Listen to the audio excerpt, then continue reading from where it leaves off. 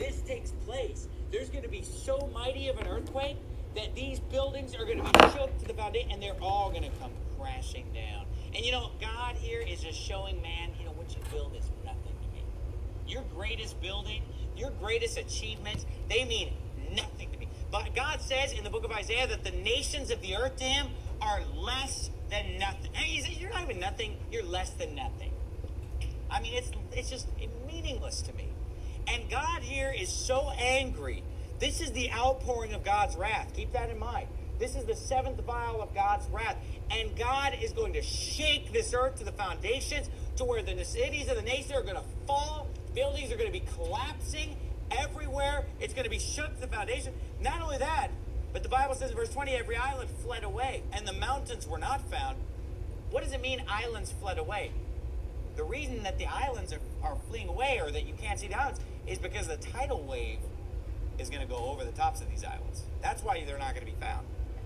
Sorry, bad news for Hawaii, But, tidal waves are going to come up. Now, think about earthquakes that we've seen in the past.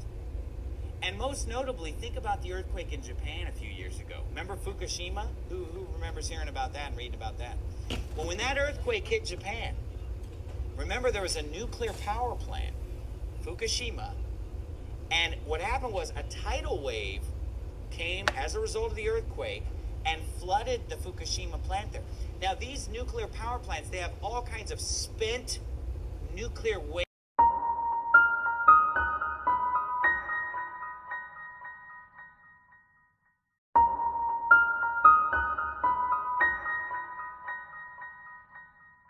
Sure, it is cold. So today I did a different wrap than usual. I did a bun. I had the idea come to me last night when I was praying. And so I did this different hairstyle with the veil. Because I always wear my veil, as you know, because most of the time I spend all day in prayer. And so I need to have something covering my head. So I am wearing my veil on my head. And I just twirled it around and made it into a bun. And then I secured it with some bobby pins because I have to pray. I have not been right. I need to pray. So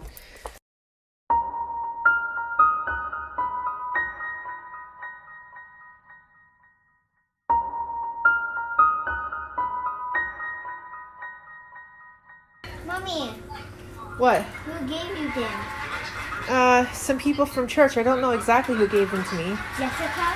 I don't know, but people from church who threw me a bridal shower gave me some magnets that had scripture written on them. So I'm going to change my shirt real quick for cooking because this one has, look, the sleeves hang down. I don't need them getting wet or, burnt. So I'm going to switch shirts.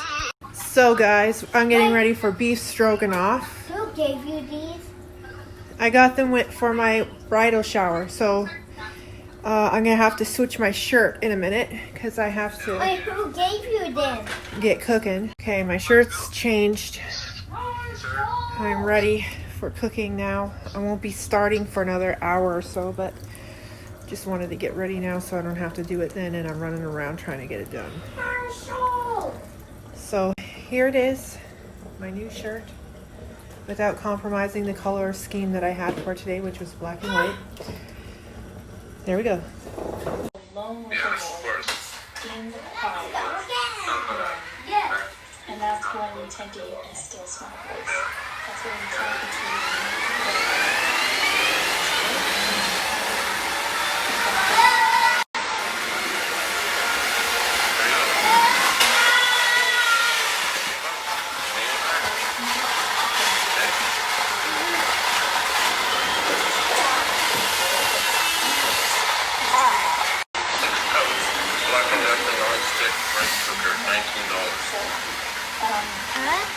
Lucas!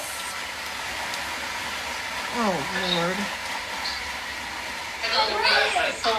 some questions from our viewers have been all over Instagram. So much easier. Put it in, put the water in, put the fucking thing. And the That's first it. question is, what does your pilot calendar have today? So I guess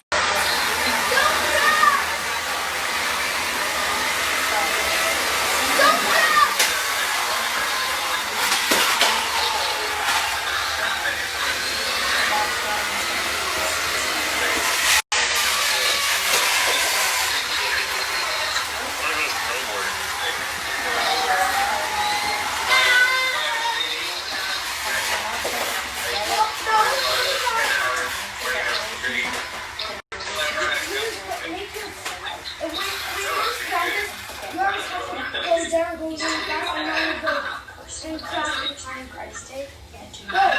gonna go snowboard.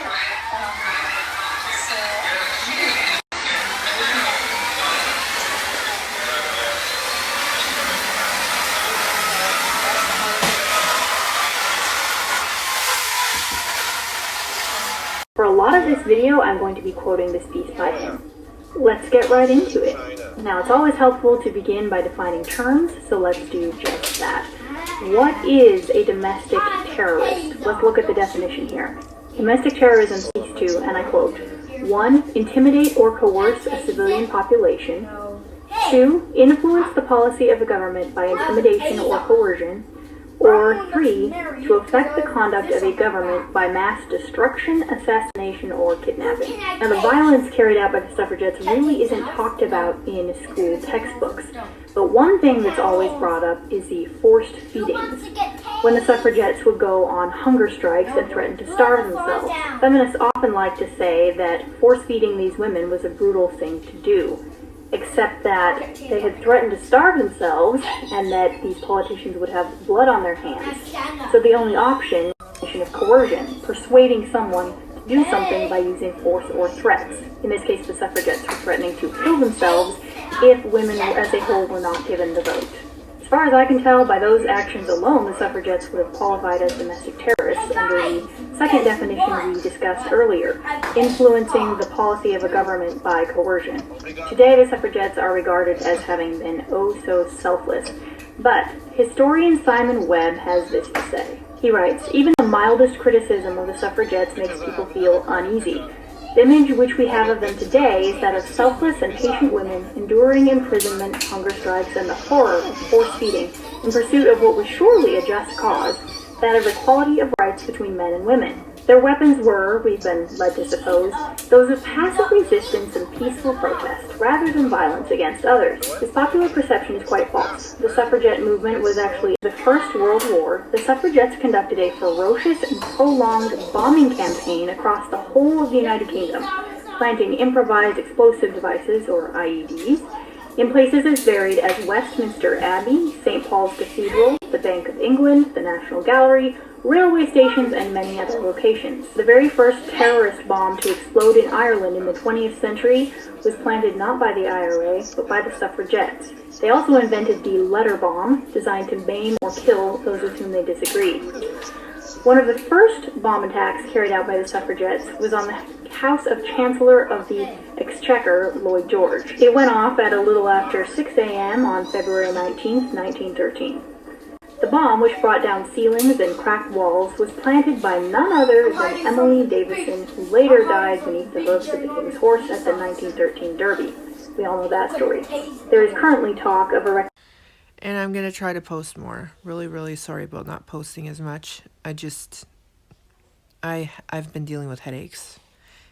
Physically and emotionally. You know what I mean? So, today I'll post more. And I have to update some postings in my Instagram and on Facebook. Because I don't know how much time I have left before I'm blocked and banned again for another 7 days or 14 or 30 or I don't even know what's going to be next. I just know that I keep getting banned for commenting about God. That's all I know. near Parliament, which is a little strange when we consider how unpopular terrorists are these days. Pankhurst was the leader of the suffragette terrorists. After the explosion at Lloyd George's house, she was brought to trial at the Old Bailey for complicity in the attack and sentenced to 3 years imprisonment. Those planning the bombings were not lone wolves or mavericks. They were being directed and supported by the suffragette leadership. The day after Mrs. Pankhurst was sent to prison, a bomb was placed outside the Bank of England. Fortunately, a policeman managed to defuse it before it detonated in the crowded street. For the next 16 months, the bomb attacks came thick and fast. Some devices, such as one planted at St. Paul's Cathedral on May 7, 1913, failed to explode. Others, such as the large device left at the Royal Observatory in Edinburgh a fortnight later, did go off, causing a great deal of damage. The wave of bombings led to a hardening in the government's position, as well as alienating those who supported the idea of a change in the law to allow women to vote. There had been every chance before the bombings began that a private member's bill to introduce the vote for women might succeed in getting through Parliament. But few politicians wished to be seen giving in to terrorism, do you think? And as a result, this bill failed even to gain a second reading. After the failure of this bill, it was plain that the suffragette bombers were harming the struggle for women's civil rights far more than they were aiding it. Throughout 1913 and the first half of 1914, the bomb attacks increased, striking places as diverse as Holloway Prison and the changing rooms at Cambridge University's football grounds. Churches became prime targets because of a perceived opposition of the Church of England to women's rights. Among the churches where bombs exploded were St. Martin in the Fields in Trafalgar Square, Rosslyn Chapel in Scotland, famous for the Da Vinci Code, and on June 11, 1914, Westminster Abbey, damaging the coronation chair. The last bomb of the campaign exploded at Christ Church Cathedral in the Irish town of Lisburn on August 1, 1914. That same day, Germany declared war on Russia and then 2 days later on France. The First World War had begun. With the outbreak of the war, the suffragettes abandoned their activities and threw themselves into the war effort. To struggle to win the vote was forgotten in an upsurge of patriotic feeling. The terrorist bombings carried out by the suffragettes have today been almost wholly forgotten, replaced with a sanitized view of the activists as people who would do nothing more dangerous than break the occasional shop window. Far from hastening the granting of votes to women, the suffragettes impeded the political progress toward this aim by their dangerous actions, causing most people to reject them as violent fanatics. Had it not been for the bombings, there is every chance that the vote would have been given to women before rather than after the First World War. End quote. Now, no one who knows anything about history actually argues that these things did not happen. They are easily provable. It's historical evidence. The best that feminists and feminism-influenced education has been able to do is to simply ignore and minimize and hide it. Now, being unable to argue that these things did not occur, the best that feminists can usually do when confronted with these facts is to excuse them or justify them. So along those lines, let's address the only 3 arguments, if we can call them that, I would rather call them objections, that I've ever come across to the contrary. One objection is that these bombs were never intended to hurt or kill anyone. This is an objection that was raised to Simon Webb's article by Professor June Purvis, a women's studies and gender studies professor. Of course, word to the wise, by the way, if you're wanting to know what went down in history, I would always go with the historian over the women's studies or gender studies professor. Now, Simon Webb responds to this objection. He says, she quotes Mary Lee as saying that not so much as a cat was to be harmed by their actions. This is the same Mary Lee who, acting with others, poured petrol over the carpets of a crowded theater, set fire to it, and then detonated a bomb. She and the others were later charged with, quote, causing an explosion of a nature likely to endanger life. This is precisely the same sort of charge that terrorists today might face. The women were not charged with terrorism as such because no such offense existed at that time. The bomb explosions in places such as Westminster Abbey could hardly be called anything other than terrorism. And I quite agree. When you're setting off bombs in public places and crowded places in people's personal residences in order to further your aims, you can insist that you are peaceful, but I'm sorry, that's a sketchy argument. The second way that feminists try to argue all of this craziness was necessary was to say that voting is such a basic human right and women deserved it, and these methods were necessary because peaceful protests did not work. First of all, voting is not a basic human right, not even close. We will get into that topic in my next video or one of the videos after that in the series. It's not as though these women were being denied the right to their very lives or the right to free speech or anything like that. But in an effort to remove bias and be logical here, would we accept these methods, these crazy violent methods, from any other group of people campaigning for their rights, even if they were actual rights? Just as one simple, real-life, present-day example, fathers have just about no legal rights to their children just by virtue of being the father of that child. I wonder if we would accept fathers going around the country bombing courtrooms and their exes' houses as a legitimate way to protest our biased laws. For some reason, I'm thinking that would be a no. And the last and perhaps most indefensible objection is this idea that if someone is so desperate as to die for what they believe, then their cause must be just. I'm sorry, have you heard of ISIS? If you're to strap a bomb to your chest, it only shows that you're sincere. It doesn't show that you're right. You can be sincerely wrong. Well, we barely dipped our toes in the water on this particular topic, but the intent was to establish that the suffragettes were indeed domestic terrorists. Their actions were very much in line with a lot of these so-called radical feminists that you see today. There is nothing new under the sun. Rebellion is nothing new. This spirit of Jezebel is nothing new. Feminists rearing their ugly heads against authority is nothing new, and they have rarely done it in peaceful, civil ways. Stay tuned, and in the next videos in this series, we're also going to talk a bit more about suffragettes in the US, and we're going to talk about whether voting is a right or a privilege, all sorts of topics along those lines. Thank you for accompanying me on this brief sojourn back into history. As always, I value and appreciate your thoughts and your feedback. God bless you, and I'll see you next time. Yeah, you'll call me pastor if you're close. Everyone could got earplugs. Because we're earplugs? Yes. Hey everyone. A few weeks ago, I read an article written by a female Christian blogger over at a blog called The Transformed Wife, and the title of the article was, Men Prefer Debt-Free Virgins Without Tattoos. Now, as you might imagine, this article went viral. I wanted to put a link below so that you could read it and not take my word for it, but it appears to have been taken down. I really hope that it hasn't. I'll do some digging and see if I can find it and link it below again.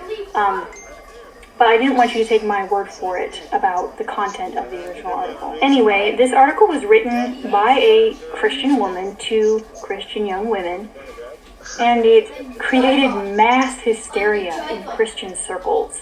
The response was insane.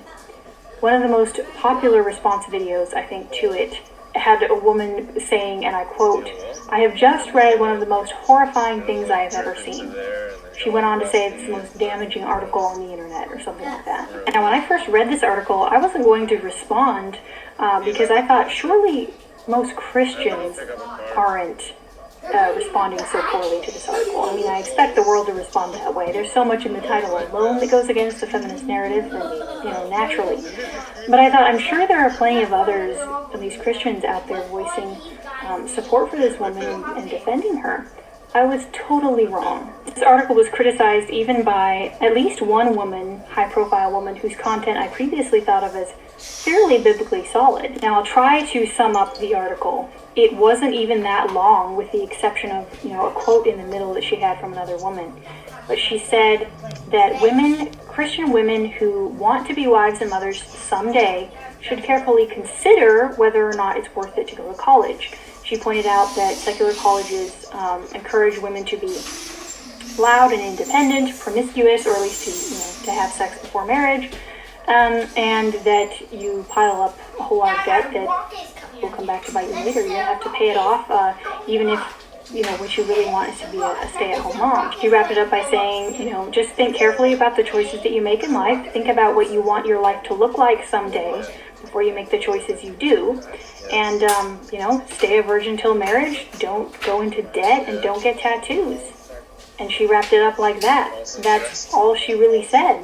Now, this is from a Christian perspective, okay? So let's first be clear so we're at the same non-debatable starting premise. The Bible makes it clear that fornication is sin.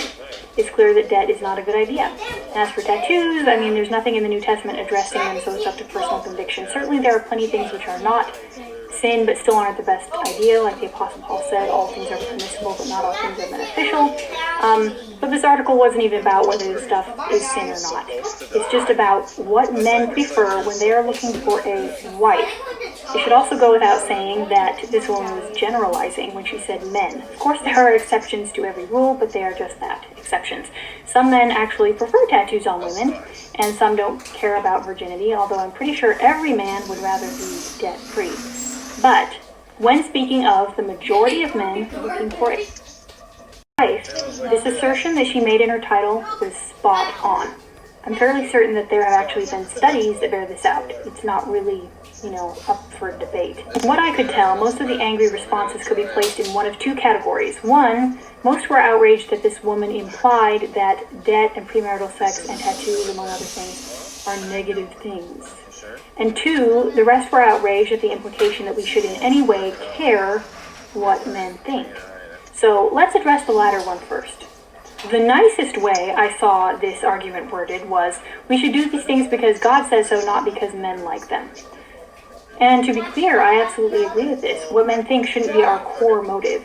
What God thinks is what matters most. His commands are the anchor in a sea of opinions that change with the tides and the times.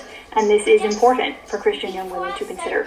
Before you are ready to marry a man, you need to solidify your relationship with Jesus. That is the foundation. That is the foundation of a marriage. It's not just great, but it's glorious.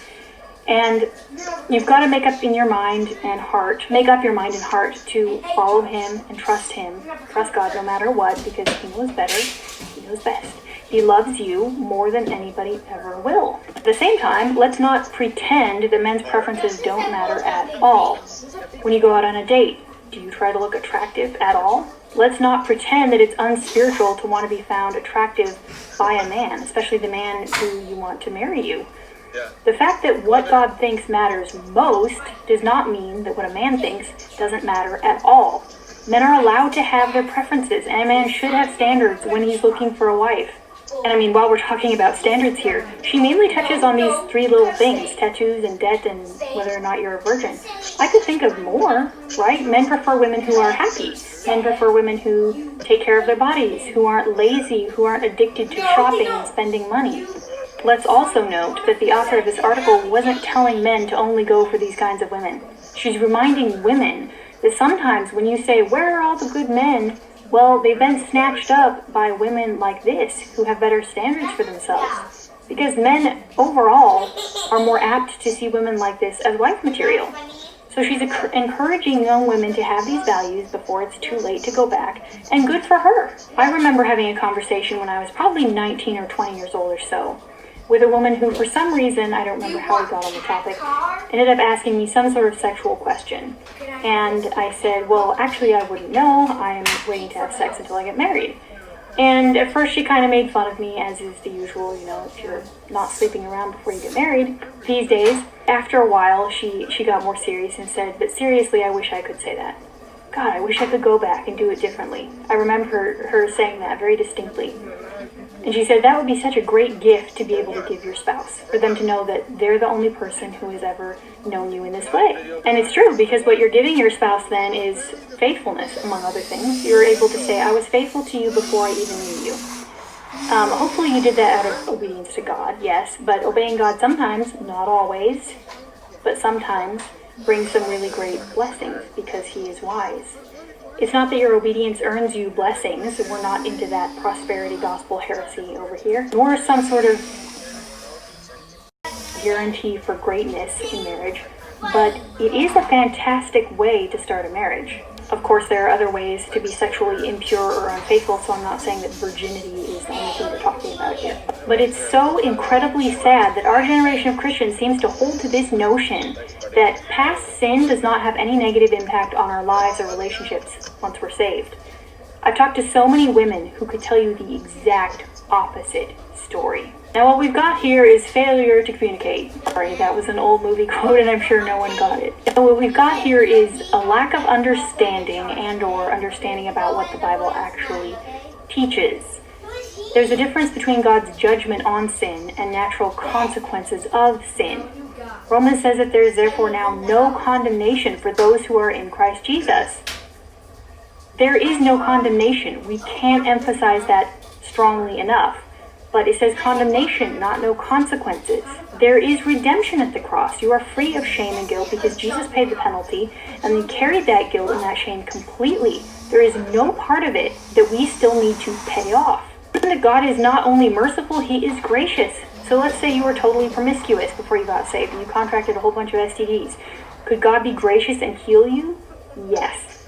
But he's not obligated to. So again, God's forgiveness doesn't mean that you're entitled to not deal with the natural results of your choices and actions in this life.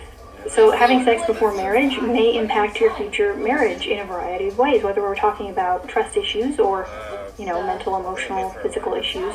Yeah, it could be STDs or, let's say a baby. You still have to take care of that baby even though you're saved. Being in debt, God's forgiveness on the cross doesn't mean that you don't have to pay bills anymore. If you have debt, it doesn't just go away, you need to pay it off. When it comes to having tattoos, we're not entitled to a favorable response from people. We must accept that they may, tattoos could change people's perception of us. Let's say that before you came to Jesus, you were a robber. And when you got saved, you repented, you turned around, you walked in the other direction, and you left that life of crime. You are absolutely forgiven. You are not the same person you were before. You are a new creation. You have begun a new life. People can change, and people do change when they truly encounter Christ.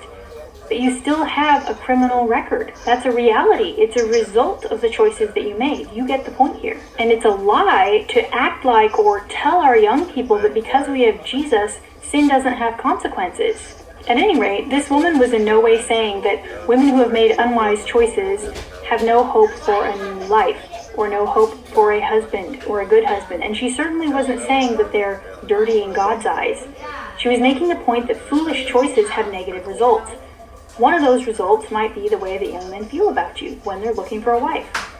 She's advising young women to steer clear of bad choices, or at least questionable choices, so that they avoid the pitfalls of them. And to try to spare other women consequences is absolutely not legalistic or judgmental. That's called love. And we do our young people a huge disservice when we pretend or actually believe that God's grace means zero consequences for bad decisions in this life. I mean, why not go ahead and just do as you feel, because God forgives? Plenty of people who don't believe in God at all can recognize the foolishness of that. Now, many people were offended that this woman asserted in her article that going off to college is where women are encouraged to be loud and independent and to have premarital sex. But since being offended by something doesn't mean it's wrong, let's examine here if it is or not, biblically. To the women offended at the loud comment. This woman didn't say bubbly, vivacious, or outgoing. Men don't have a problem with women of that personality, and neither does God. You can be bubbly and outgoing and have opinions without being loud. There is a brazenness that goes along with loudness, and I think it's interesting to note that every time a woman is called loud in Scripture, it's a bad thing. It's in a negative context. And not only that, but the women who are held up as virtuous are the opposite of loud, at least from what I've seen. We're all familiar with the Proverbs 31 woman and how she's an example to follow, but equally valuable is the woman described in Proverbs 7 as the example not to follow. What does it say? I quote, "She is loud and defiant." It's also worth noting that that verse is finished with, "Her feet do not remain at home." Another topic for another video. But loud and defiant. In other translations, it says loud and stubborn, or boisterous and rebellious. Also, it's worth noting that foolishness, as in wisdom and folly, as they're contrasted in Proverbs, folly is described as a loud woman in Proverbs chapter 9, verse 13. It literally says, the woman folly is loud. Now, when we're not talking about loudness in terms of brazenness, and we're actually talking about volume, that's something to consider too.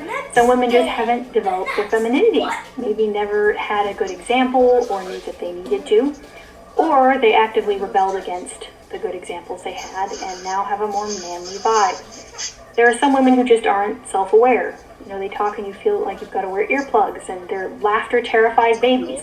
If that's you, don't take it as some sort of indictment of your character. but maybe it's still something to work on. All of us have things to work on. I have like 100 different things. We ought not to be insulted by the idea that we are not perfect and we have faults. And it's not only okay when someone shows them to us, it's helpful if we can respond in humility and with the desire to change. Now, about the term independent, or the quality of independence being portrayed as a negative thing.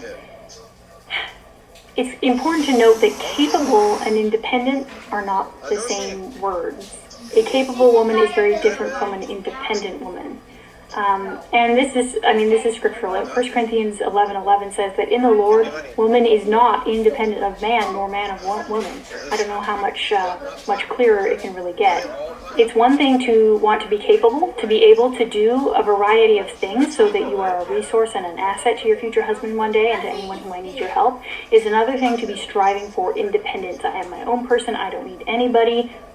Don't need anyone but myself and my own opinions. And then to the point that if a woman wants to be a wife and mother someday, then it's wise to consider whether or not you should go to college. I mean, the most obvious thing that comes to my mind is we're confusing college with education here. You need college to get a degree, and some fields require a degree for a job, but you don't need college for actually learning knowledge and skills. How do you learn? You read. Really, that's all college classes are essentially. What it boils down to really is reading and listening to lectures by other people who read. That's what learning kind of is. I mean, you have projects, you have papers to help enforce what you read or reinforce in your mind what you read. But especially since the information age, you can do that really for free. The internet has a lot of information. To her point about college not really preparing you to be a homemaker, that's absolutely true. I've never heard a woman say that the skills they needed to be a new mother were learned for them in the college classroom. All of this stuff aside, we haven't even addressed what an obscenely double standard this response is. You know that if a Christian man were to write an article titled Women Prefer, you could fill in that blank with absolutely anything and there would be zero outrage. You know how I know that?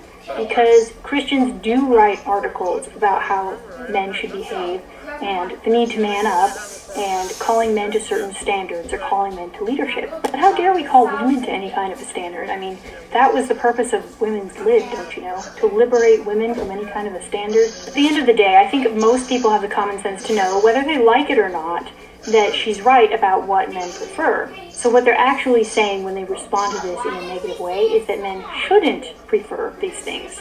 Are men not allowed to have an ideal? Women have ideals when it comes to men. Women have preferences. I mean, I've heard many women say they not only prefer tall men, but wouldn't marry a short guy. And that's not even a standard that a guy can do anything about. But it begs the question, why are we again telling men what they are and are not allowed to be attracted to?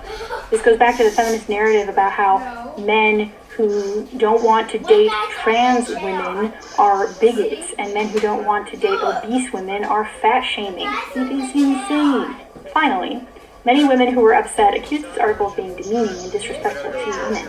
So ironically, their response has been to demand respect by creating straw man arguments galore, acting emotionally unstable, cursing angrily, and shaking their metaphorical fists at anyone who would try to define feminine virtue. Which ties into my final point. Many of these incensed women are the same ones who are also outraged at the implication that women are emotional or easily offended. But look, you're not helping your case by responding with knee-jerk emotion to articles like this one. If we want to be thought of as rational and intelligent, we have to actually act that way, ladies. Okay, that's all for now. I did enough rambling and missed enough that I think I just need to stop. Thanks for taking the time to watch this, and I hope you have a good day. Alright guys, so I'm about an hour out before I have to start dinner. And I'm just sitting here learning. And I'm going to have another coffee because I feel kind of tired. Usually when I'm learning I use a lot of brain power, so I get tired. I'm also writing what I'm learning, so I keep it with me. And other than that, I'll be back later to talk about stuff. Just right now I just want to relax before I have to cook. So I'm going to relax with a nice hot coffee. And yeah, so the sun's finally going down. I didn't realize how late it was actually. So yeah, there's that. Willing to suffer for what you believe automatically makes your beliefs right. But today let's discuss the anti-suffragists, a movement led and supported by women who opposed both the suffragettes and the suffragists. They opposed the idea of women being given the vote altogether. If this sparks a curious question mark in your brain, I'm so glad you're here because that's what we're talking about today. It's truly fascinating how much there is to this whole topic of women's suffrage.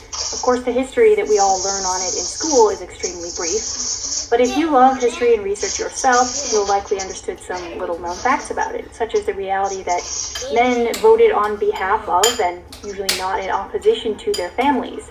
That the majority of women were very happy with this arrangement, and that women not voting had nothing to do with them being seen as somehow less than human, but had more to do with not holding them to all of the other responsibilities of citizenship that came with the vote. We'll get into this in a moment. All of that being said, the question we're exploring today is not, should women have been given the vote? I think the greater question here, which brings a greater depth and dimension of understanding, is, was it some sort of patriarchal oppression which excluded women from the vote? Is it true that women as a whole desired the right to vote, and that men as a whole would not allow them? To which history and I both agree that the answer is an unequivocal no. Here's the truth. The vast majority of women were either indifferent or downright hostile to having what they saw as the unwanted obligation and responsibility of the vote foisted upon them. Little known fact, in 1895, the state of Massachusetts polled the women of the state, asking if they desired the right to vote. The result? Less than 4% of women said that yes, they did in fact desire the right to vote. The anti-suffragist movement was birthed and proceeded to campaign against the vote for women. Now, what on earth was going on here? We'll talk about that in a second. But how crazy it is to think that both the suffragettes and the suffragists comprised a minority of women, whereas most women opposed the vote, and yet the way our history books tell it, the anti-suffragists were a tiny group of women who didn't represent women as a whole, that is, if they're mentioned at all. Now, why indeed would women oppose their own legal right to vote?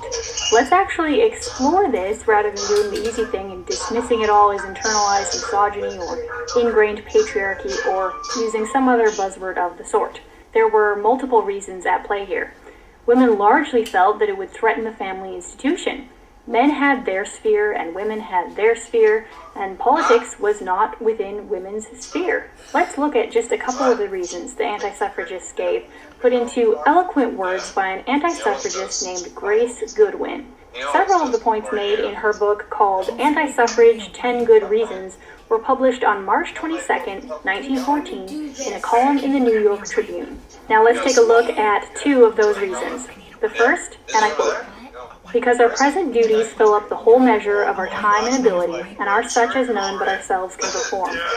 Our appreciation of their importance requires us to protest against all efforts to infringe upon our rights by imposing upon us those obligations which cannot be separated from suffrage, but which, as we think, cannot be performed by us without the sacrifices of the highest interests of our family and our society." End quote. In other words, anti-suffragists, like most all of their contemporaries, saw voting not so much as a right, but as a duty. It wasn't like today, when 18-year-olds who don't do a lick of research can go cast an uninformed vote, sometimes based at best on what they briefly gathered from the nightly news produced by our propagandist media, or, in plenty of cases, based solely upon the candidate's race, or sex, or how he or she makes them feel. I knew a woman who, not even kidding, said that she voted for Obama solely because she thought he was hot. I knew a man who voted for Obama because he liked the sound of his speeches. And I heard from several women who voted for Hillary because she was a woman. And it's our responsibility as women to back women no matter what, right? And to make history. Or didn't you know that? Yikes. The irony, of course, being that to vote for someone based solely on their sex is the definition of sexism. But previous generations did not view voting as a game, or like picking your favorite contestant on America's Got Talent, but rather as a sacred trust. a responsibility that carried weight for protecting what our founding fathers gave their lives to institute, and shaping the future of our nation, which it, of course, does. They assumed that voting would require a greater participation in politics than merely dropping a ballot in a box every so often. They reasonably assumed that it would mean taking responsibility to keep up with politics, maintaining a vast knowledge about individual candidates and about the ever-changing political landscape. They further assumed that the right to vote would be accompanied by several other duties of citizenship to which men at the time were held. And in a time when running the home, running charities, helping at church, being a legitimate help and resource to one's husbands, while raising, training, and educating the next generation of human beings was rightly seen as a full-time job on its own, most women were baffled as to who in her right mind would desire further weighty demands piled on top of these. This is particularly because they valued the unique job and calling of motherhood and knew that their husbands could never be mothers. But they certainly could keep up with politics on behalf of the family. Of course, this is a hard concept to convey with all of its implications and meaning today, when being a wife has been stripped of its qualifications and obligations so that it's hardly seen as a vocation, not to mention that the role of motherhood is now seen as not much more than glorified babysitting. The second of the reasons that Grace Goodwin gave, which I'll share with you, was this, and I quote, "Because it is our fathers, our brothers, our husbands, and our sons who represent us at the ballot box. Our fathers and our brothers love us. Our husbands are our choice and one with us. Our sons are what we make them. We are content that they represent us in the cornfield, on the battlefield, and at the ballot box. Lord And Jesus, we help them me. Lord in the Jesus, help me. schoolroom, at the fireside, and at the cradle, believing our representation, even at the ballot box, to be thus more full and impartial than it would be were the views of the few who wish suffrage adopted, contrary to the judgment of the many." End quote. Those are honestly some of the most beautiful words I have ever read in my life. Why do we act as though men voting on behalf of their families was oppressive and sinister? These men had daughters, wives, mothers, sisters. They knew their votes directly affected the lives of the people they most loved. It may be difficult in the midst of when both men and women largely cooperated with one another, were not out for blood, did not strive so actively to take one another down.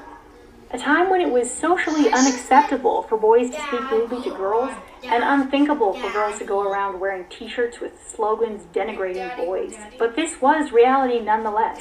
There seems to be this question in the minds of the modern American woman that goes something like, how could women of our past not see how oppressed they were? So I'll just say it. Women have never, in American history, been an oppressed class. Never. When women were supposedly changed to a role centered around the home, men were also changed to a role that demanded that they provide at all costs. And, especially pre-industrial revolution, but even after, those costs were often very high. While women were supposedly slaves to the kitchen, their supposed oppressors were slaves to the coal mines and early death. While women were forced to care for their own children, men were forced to go defend those women and those children on the battlefields in wartime. Even shamed into it by women, as was the case with the White Feather Campaign during the particularly enormous and horrifically pointless loss of life that was World War I. And while the expectation on a woman to raise her children lasted only until those children were grown, the expectation on her husband to provide financially, even if it meant working his fingers to the bone and himself to an early grave, lasted a lifetime. From whence comes this utterly blind, contrived lie that while most women were toiling away in the home in what Betty Friedan called comfortable concentration camps, most men spent their days smoking cigars and sipping cognac in a mahogany library somewhere. Our culture never had vocational expectations of women, which were not balanced, if we must call it that, by often harsher vocational expectations of men. To argue that women specifically were oppressed, you would have to admit that it was some sort of mutual oppression going on, which isn't the definition of oppression at all. In other words, you cannot make the case that women were held to a certain gender role without acknowledging that men were held to the counterpart of that role, which means that sexism, if we must call it that, was not applied misogynistically against women, but against everyone. It's called complementarianism, by the way, or males and females functioning according to their biological differences, not sexism. And it is against this historical backdrop that I emphatically state you could reasonably make the case that women should have had the vote, but you cannot reasonably make the case that women were pining for it and men were withholding it from them. As much as it may grind the gears of androgynous 21st century thinking, the majority of men and women agreed with gender roles and considered them sensible. So, to answer the question, how could women not see their own oppression, we have to ask a better question, I think. Why is it that we insist upon seeing Western women as having been oppressed? To pretend that women not having the vote was unjust and oppressive, and especially to pretend that they felt it oppressive at the time, is to be guilty of presentism. It's the fallacy of nunc pro tunc. It's a Latin phrase meaning then as now, putting elements of the present world back into the past in a false way. It's time traveling with our current mindsets and our current worldviews and transplanting them back into history as if it was the same world then as it is now. It was not merely most men, but nearly all women who felt that the highest calling on earth would be to create and nurture life. The government only existed to make that possible and to support the family. Why would a woman who has the superior office of the home, of having the greatest influence on the next generation of human beings while they're at their most malleable, lower herself to be concerned with matters of politics? Lyman Abbott wrote an article titled "Why Women Do Not Wish the Suffrage," articulating this mindset absolutely beautifully, and I'll put the link to that article below. Like it or dislike it, this was the thinking of the time. It's a different perspective than the West has now, that's for sure, but it's a valid one. It has taken decades of tireless Marxist and feminist propaganda to change our mindset on this. And of course, the real kicker here, and the irony, is that it's all coming full circle as we begin to see the family as the most important work yet again. With a Forbes poll showing that a colossal 84% of women, I said 70 in a different video, I was wrong, it's 84% of women describe the stay-at-home mom life as the American dream. There really is so much to this topic that if I had all the time in the world, I could do an entire series on the anti-suffragists alone. The more I've read books and articles in their own words, as well as studied the movement through the eyes of historians, I am astonished both by how much information on them is out there, and also by how hardly anyone has been exposed to any of it. The struggle to attain the vote for women, as narrated by high school and college history courses, is not so much only one side of the coin, though it definitely is that, as much as it really is more like tearing the tiny corner off of a painting and thinking that in your hand you possess the entire canvas. So if you'd like to read up on the anti-suffragists more for yourself, I will provide links and suggestions for various resources in the description box below, and I will continue to add my findings there as I acquire them. If you're a non-feminist woman in this day and age, feminists will try to make you feel like a radical woman hater who simply has no knowledge of what women have had to endure down through the centuries, right? And no appreciation for what feminism has supposedly given us. But take heart, you and I actually come from a long historical line of women who dared to think objectively, even back in the day. Never forget that for as long as feminism has been around, there also have been women who stood up and opposed it. If you enjoyed this video and think that it's a message worth sharing, I'd be obliged if you would like and share. And if you'd like to be notified by YouTube when I post new videos, you can go ahead and click that red subscribe button as well. Thank you as always for taking the time to hear my thoughts and also to share yours. And I wish you all a very Merry Christmas and a Happy New Year. See you next time. Nuclear meltdown. Also, the reactor number 3 at Fukushima melted down, and there was just this huge catastrophe. Well, look, that wasn't as serious of an earthquake as this is going to be. This is going to be worldwide. There are nuclear power plants like that all over the world.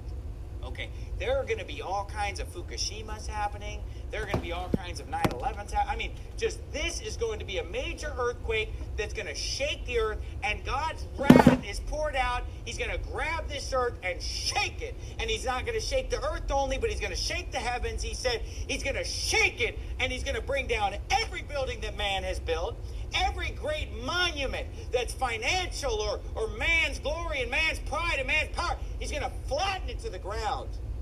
And people are going to be weeping and wailing when this happens. And the Bible says that that's not even the worst part about the seventh trumpet. That's not even why they're blaspheming God. What they're really blaspheming God about is the hail. Because remember, there's lightning, thunderings, voices, an earthquake, and great hail. Look what the Bible says about the hail in verse 21. There fell upon men a great hail out of heaven, as if the earthquake wasn't bad enough. Every stone, every hailstone, he's saying, about the weight of a talent. And men blasphemed God because of the plague of the hail, for the plague thereof was exceeding great. You know, we just see it in one word in Revelation 11, just there's hail. Here he gets more specific and says, look, this hail is so great that every stone weighs approximately 1 talent. You know how much a talent is? 50 to 60 pounds. 50 to 60 pounds. I mean, just imagine bricks falling out of the sky. And you get a pay. I mean, just imagine a brick landing on you. A brick landing. I mean, a 50 to 60 pound hailstone. You say, well, I'll just go in the house. I mean, what kind of roof do you have that's going to protect you from a 50 to 60 pound hailstone? I mean,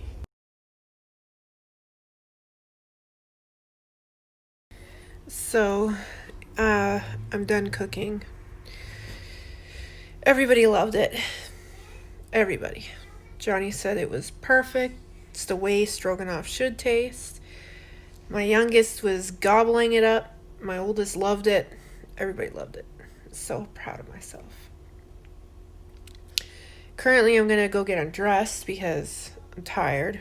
And after a long day of cooking and cleaning and schooling and lots of other things I did today, I need to rest. So I'm going to sit here, rest, and watch my Pastor Steven Anderson, because I need to get me some word of Jesus. And when I'm too tired to read, I listen to sermons. But yeah, so today was well done, and I absolutely had lots of fun today. And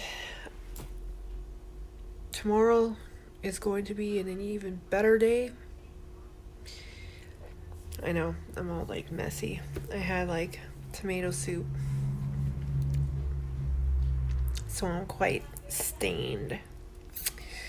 But yeah, I'm gonna go get undressed. Then I'm gonna come back here, watch some sermons, probably take some pictures of stuff, post it on Instagram. Who knows? I've already posted a bunch on Instagram already. But now it's time to wind down for the evening. I'm gonna go brush my teeth, sit here, relax. That's what I'm gonna do. So I'll catch you later in the evening. Maybe later after the kids are going to bed. Maybe later when I'm laying in bed. Later when I'm sitting in bed. Something. But anyway, I'm gonna go for now. Get undressed. Relax. I hope everybody had a wonderful Friday. And yeah, so I'll be back later for now. Mommy, Love you all. Good night. God bless. See y'all tomorrow. Hope you have a good evening and had a good Friday. Later.